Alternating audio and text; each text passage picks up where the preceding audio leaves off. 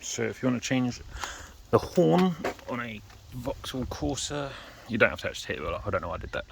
But if you go to the front, this is the horn right here. It is held on to a nut or a bolt there, and it's just this little nut or bolt, whatever you want to call it, here.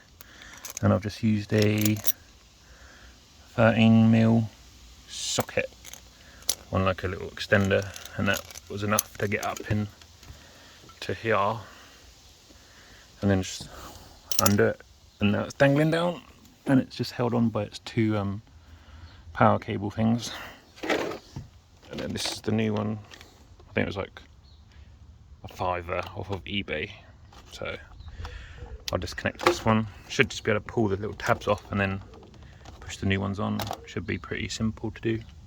But like I said, you don't actually need to take the tyre off. I thought I was going to have to get in, take this panel off, but as long as you're able to get under the front here, shouldn't be too hard. So this is the old horn. It was full of like manky water that's like dripped everywhere. It's probably,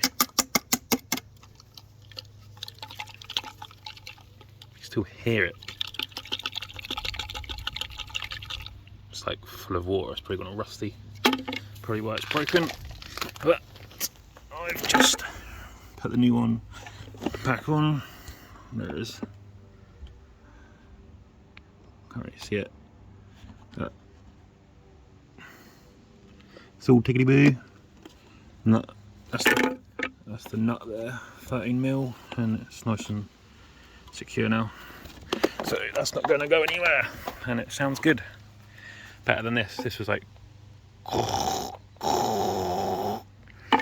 and now new one sounds pretty good. Anyway, if you like this video and it helped you, please like and subscribe and check out my other videos. And just for your reference, you don't need to take the wheel off. This looks worse than it is. Cheers.